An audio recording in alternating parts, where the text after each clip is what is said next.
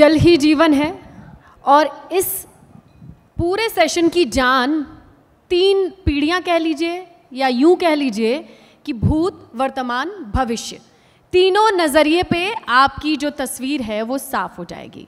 एक 1990 में एक हमारे यहाँ पर एक हाई स्कूल हुआ करता है, पर्यावरण शब्द आने लग गया था, लोग पर्यावरण के बारे में जानने लग गए थे।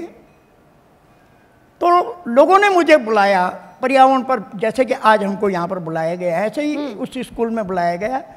गांव की बहुत सारी पब्लिक वहाँ पर थी।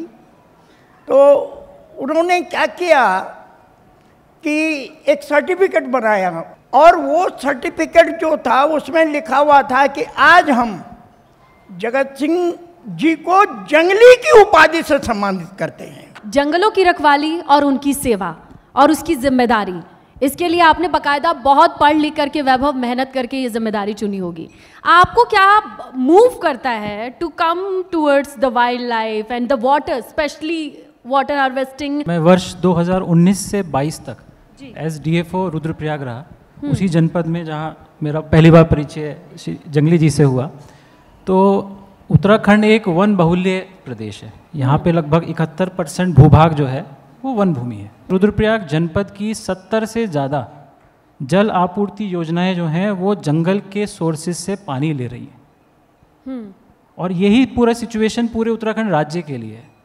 यूटिलिटी की बात देखेंगे, हमारी सिंचाई के लिए, पेयजल आपूर्ति के लिए, तो जितने भी हमारे रेन फेड सोर्सेज हैं, जो बारिश से जो हमारी नदियाँ, जो गदेरे आ रहे हैं, वो उन्हीं पे ही हमारे प्रदेश की 90% से ज़्यादा आबादी जो है वो निर्भर है। ये है आंकड़ा। यस।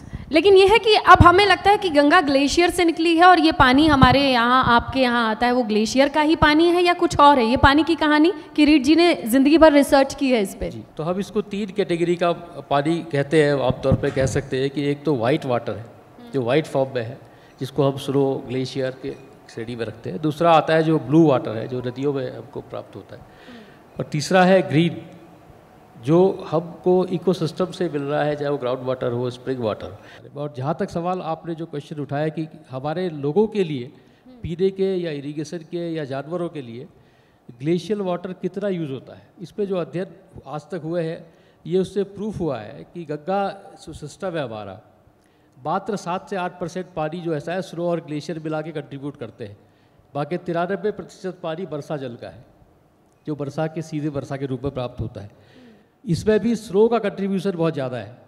स्नोफॉल से जो पानी मिलता है वो करीब 5% है और 3% करीब पानी जो है वो ग्लेशियर से एक्चुअली मिलता है। अगर वाटर हार्वेस्टिंग की बात हो या फिर बात कर ले कि जल संरक्षण की, महिलाओं की भूमिका ज़्यादा हो सकती है, क्योंकि मैं भी ये सवाल कर रही हूँ कि पुरुष भी हो सकते हैं, ज़्यादातर भर्तियाँ पुरुष की, वॉलंटियर पुरुष मिलते हैं, महिलाओं को कहाँ खोजेंगे, वो भी गाँव में? लोगों ने रुद्रप्रयाग में ये प्रयास किया कि जो महिला मंगल दल हमारे गाँव में बनाई गई हैं, उनके साथ हम संवाद करें। कई जगह हमने ये प्रयास किया कि जो हमारी जब हम लोग वन विभाग में पौधे लगा देते हैं तो उनकी देखभाल का जो काम था वो भी हमने महिलाओं को ही सौंप दिया।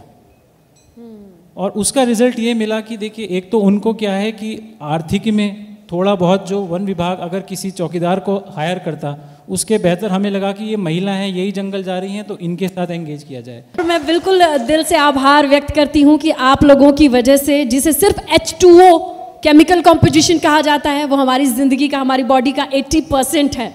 और उसके लिए अगर 100% देने के लिए इन लोगों ने हमारी आपकी तरह सिर्फ कल्पनाओं के सागर नहीं बुने हैं, उसे एग्जीक्यूट किया है। तो आप लोगों को all the best, keep it up. बहुत बहुत शुक्रिया इस मंच पर आने के लिए।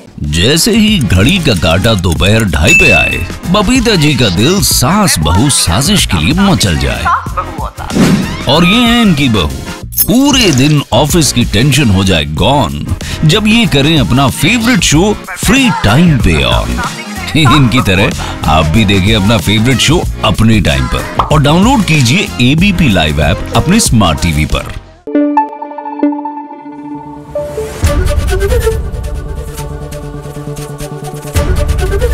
ABP न्यूज आपको रखे आगे।